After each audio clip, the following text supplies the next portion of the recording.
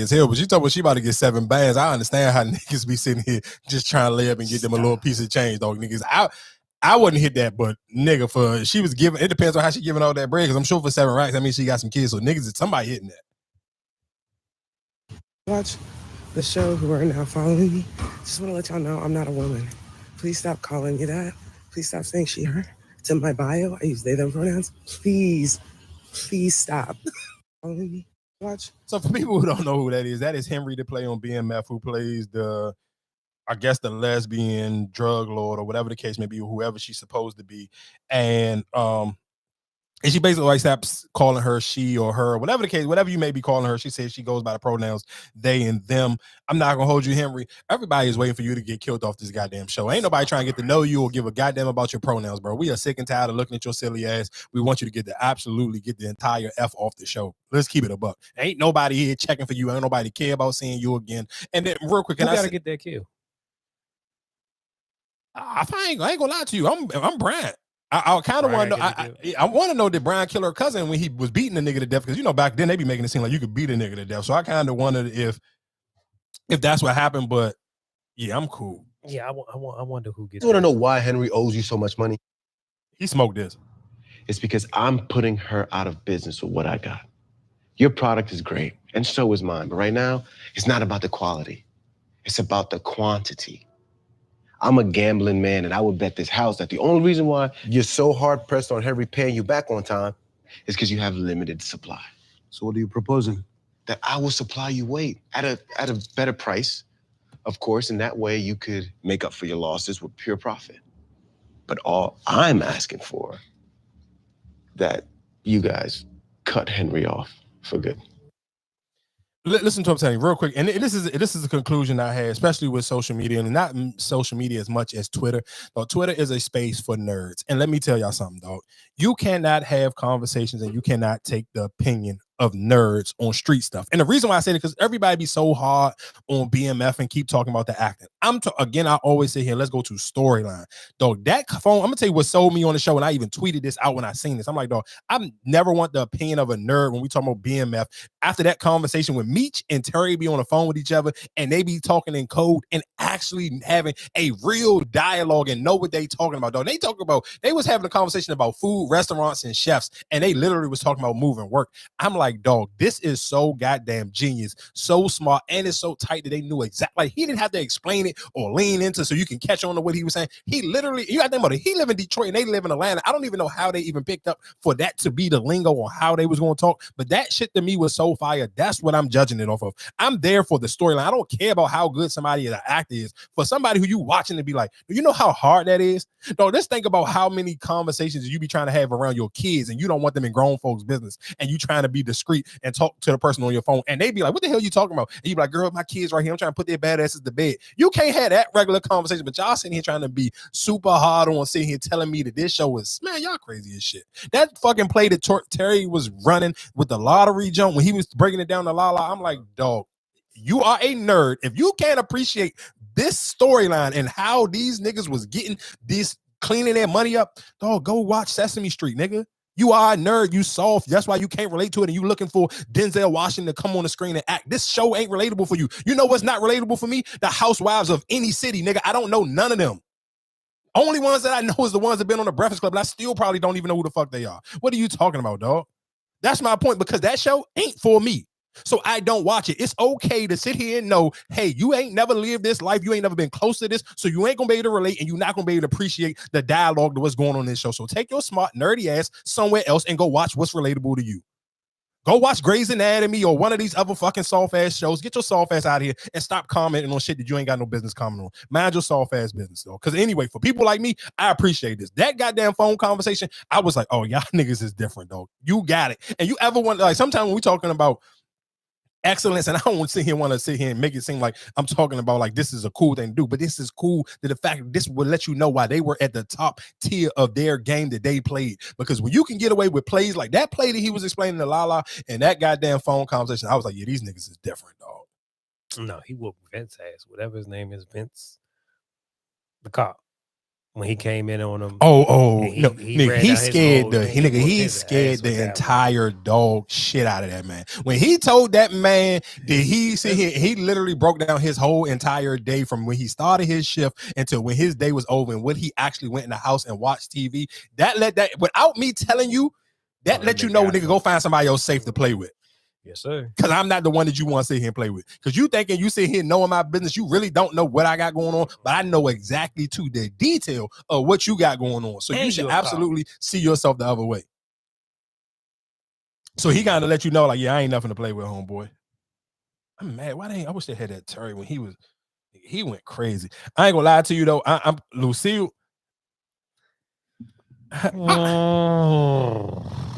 She was petty. She was playing though, because she didn't bring the dude to the joint. Like, I ain't gonna lie to you. I thought realistically when she asked could she bring the doctor to his performance, I was like, oh, she about to drag this to hell. But I do like, and one thing I do, I like the one that Pop sucked his no that he put his pride in his pocket.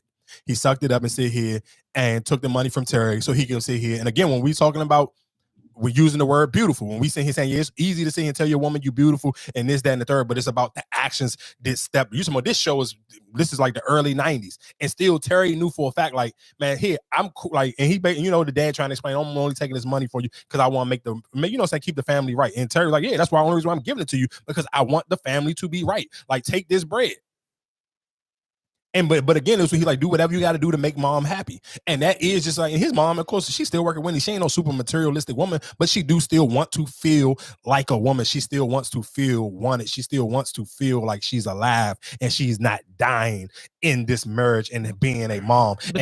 But then my question, do you question because like, I guess even with her, the way she preach or get on him or even, you know, point out little things. And he always say, well, you know, I want you over. You love me first and blah, blah, blah. He gave her the bare minimum, some would say, you know, that's what made her happy. And it's just like, all right, now you got the doctor. He doing whatever, wine and dine you. And it's just like, well, damn, which one do you really appreciate? Because even him offering that money, that put a smile on your face, but you kind of know he ain't, what the hell he doing that he getting that kind of money to take care of you? So that's why I'm just like, well, are you really, like, which way are you really trying to go?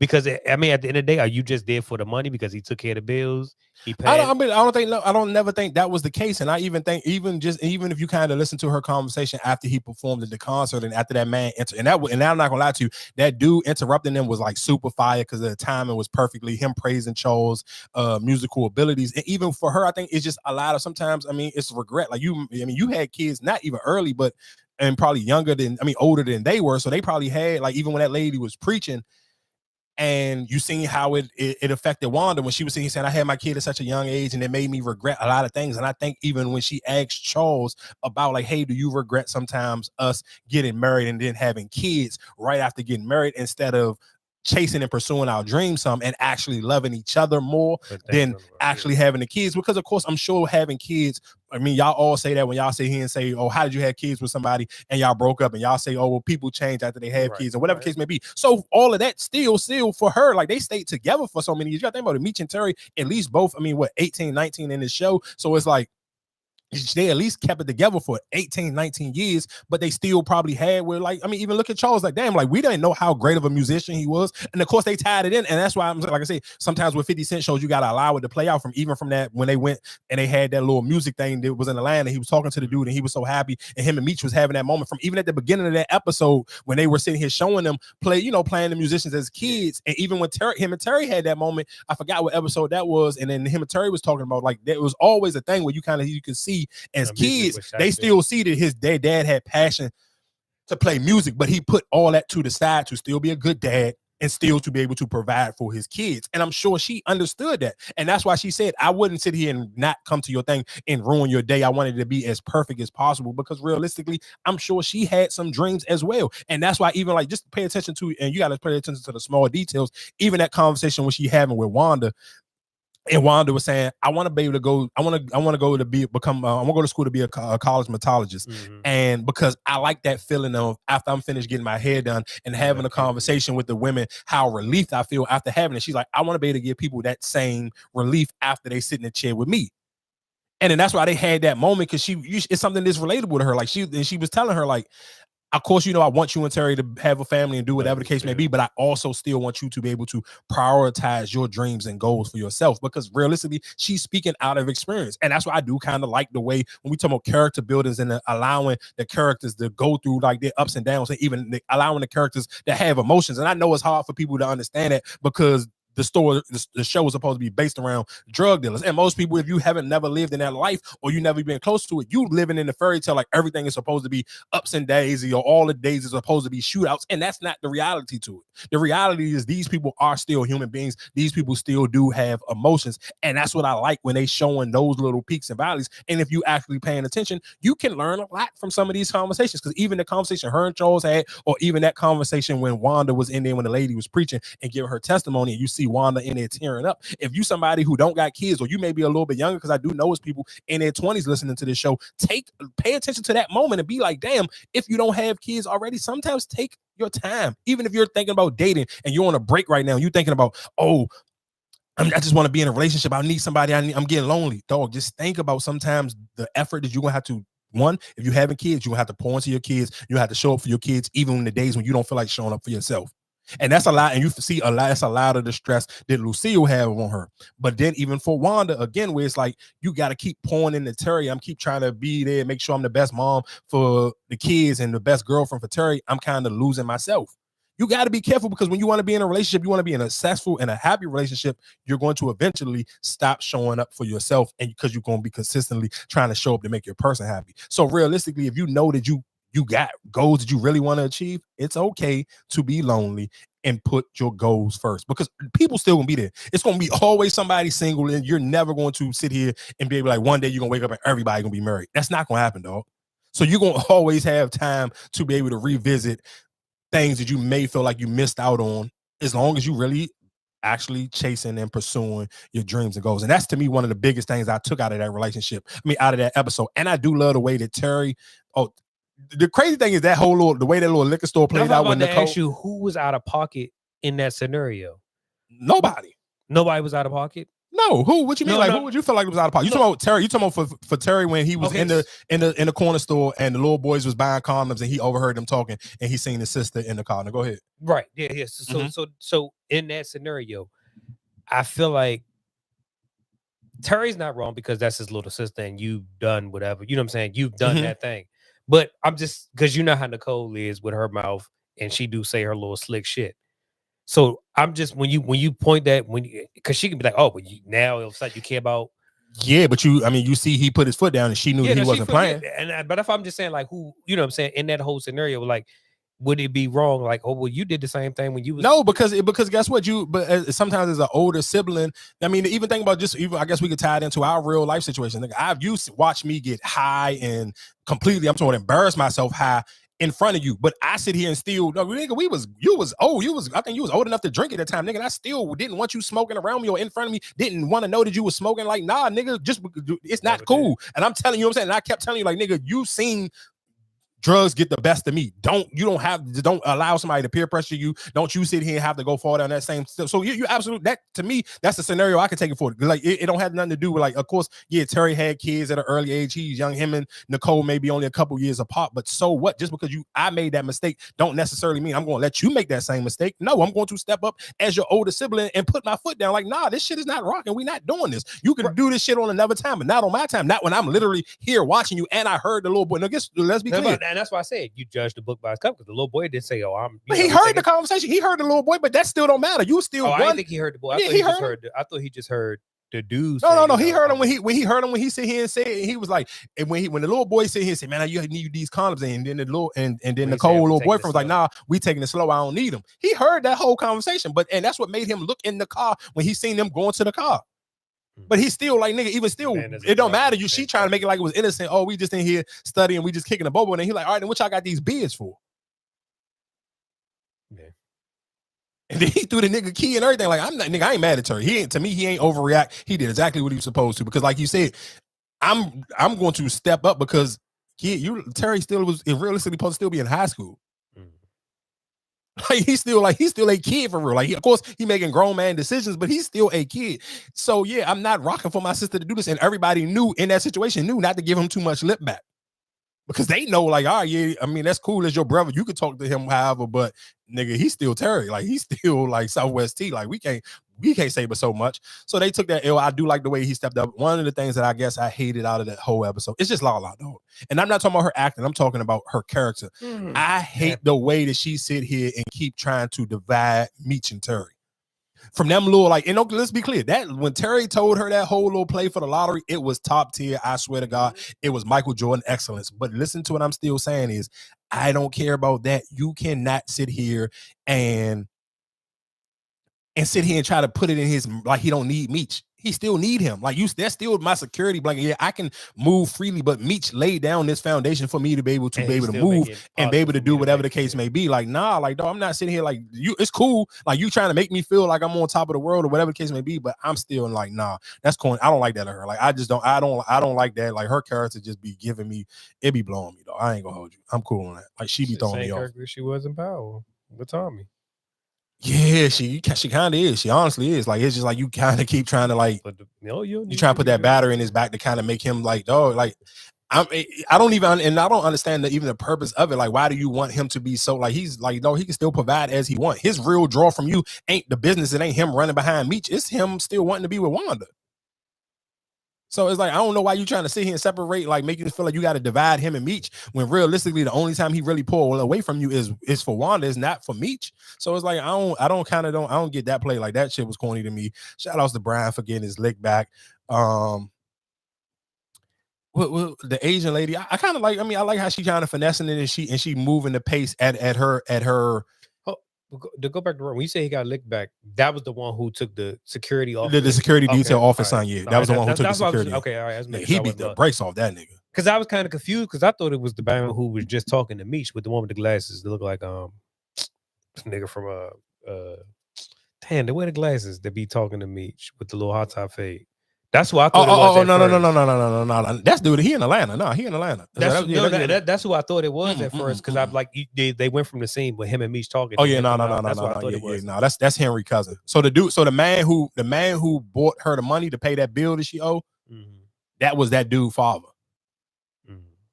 So that, I mean, just for people who don't know, like, those two, that dude that Brian beat at the end of the jump, that is Henry's cousin, and her cousin's father was the man who brought her money at the beginning of the show. And I'm not gonna lie, I do like, even again, when we talk about character emotions, like, none of us don't know the real backstory between why her and her dad really don't see eye to eye. So her even telling the what's the name, Jenny, what's the lady named Jenny, her telling her past, like, her mom dying when she was having the kid, like, we didn't know that. So that, even that little beef between her and her dad, and it's saying that her dad blames her mom's death on her, like, okay, now that kind of makes it a little bit more understandable. We understand where they may be drawing a wedge from each other. So okay, that kind of make a little bit more sense. Well, again, what I'm saying, allowing the characters to have emotions and to kind of understand, okay, this is where this character comes from. Like, it makes it a little bit, to me, it makes it a lot more digestible when you allow the show to completely play out and understand who these characters is. Like I said, and then even, and shout outs to Murray. I mean, I said Murray. Shout outs to Meech for that play he ran with the police when he put the fake coke inside the door to see if, like, if they was going to pick it up, and which they did. Because he felt like, yeah, I think the police still gonna know that this door plate, and they did, and they opened it, and they opened that side door with the dude he paid. He thought that, so it was supposed to be like a trick door, whatever case may be, so that you could hide the coke inside this door. That shit was awful desperate. What you mean? I feel like Slim was just being desperate to find something. Because I felt like the police officer, for sure, he was desperate. He was geeking, but still, the point is, it don't matter. Even if they that desperate and they doing that dramatic, because realistically, you think about it, that's who they're trying to avoid. So realistically, even when that late, think about when the Red Dogs ran into that apartment complex and they was raiding everybody's house, and they raided the little boy house who got shot, and his parents was in there like, dog, we don't even sell no drugs. Where was y'all at when my son got killed? None of y'all wasn't here even that fast to come in, and that's when the female police officer kind of, she had her emotions and kind of showed that she was a human. It's like, come on, dog, let's get the fuck out of here. Because they had a point. Like, if you wasn't here this fast or this aggressive when my son got killed, why are you trying to be this aggressive now? And what's name still hasn't addressed the nephew getting killed, right? The one that's locked up. Remember the one they took down? I forgot who he locked up in the jail, and they was like, damn, he was a player. I can't remember, because it wasn't Lala. It wasn't Lala baby father. It was another dude. Was it dude? Oh, I know what dude you're talking about, but I don't remember who was his nephew. It was somebody. He was like the rapper or something. I can't remember who he was, but he was somebody. I mean, I can't. I know who you're talking about, but I just can't remember who his nephew was. What else was another big takeaway from the show this week? The girl sitting here throwing meat, and I respect Meech for not judging her too much, and she trying to give Meech the heads up basically because she kind of playing both. She's not even playing both sides. She's just telling Meech like, "No, this don't have nothing to do with you. I'm just trying to survive." And Meech kind of even told his man that when he seen her in the club, and he was and his man, the dude you talking about with the hot top fade that Meech always talking to, and he was kind of like, I get what she doing. She just need bread. Like, she trying to figure out how she could survive. She needs some money, and her basically, and Meech kind of introduced her to a different light. Like, you ain't got to sit here necessarily be a prostitute. You can kind of get you a street dude who really got some money. You can kind of just be messing with him, and he gonna look out for you. And which she did, but with the dude that Meech beefing with. But of course, she in the car. He overheard him talking what he was gonna do, how he was gonna line Meech up. So she give Meech, oh damn, you still got my hoodie on. She's like, yeah, because it still smell like you. Now that's crazy. Did you with it dealing with another dude? And if I'm the dude, like, nigga, Meech from Detroit, well, I would never let her wear that hoodie around me if that's the case. Why she still even got the hoodie, but she gave Meech the heads up, and I kind of knew that was going to happen when they invited him to the hotel room. I was like, oh, this dude got to them, and I'm glad one of the girls got shot. Now that when you say the whole acting or whatever shit, like that shit was just so damn. I knew this was about to happen. Type, like it. I mean, that part was predictable because of course we see it, but realistically that happens all the time. We talk about that all the time, like how so many dudes get set up, or when they call it quote unquote, the words of the youngest use, they call it getting backdoor. You got backdoor because realistically you was thinking with your dick. Mm-hmm. Like, yeah, of course we know you the man, Meech, and then even the way it kind of lined up where he probably realistically he thought it was genuine because you got to think about it, the girl earlier in the episode just gave him some head because he was, she trying to like basically replace the girl Angel. Like, nah, I see you, let me help you get over him, give him some head, and he kind of just still play her carrier. So in his mind, he may think that all the girls in the strip club now trying to throw me some cheeks because they heard how I took care of Shorty. I put her up and she didn't have to work every day no more. So I get it. That was him allowing his ego and his pride to lead him where he wasn't thinking straight. He was thinking with his head. Y'all know that Juvenile saying, you think with your other head, you gonna come up short. And he did. So, and that's kind of, he just got lucky. The dude ain't have good aim. And then of course you're gonna get your classic Meech one punch out of every episode. Every episode, Meech gonna get him a punch. And that punch basically helped save his life. He threw dude out the window. Oh my God.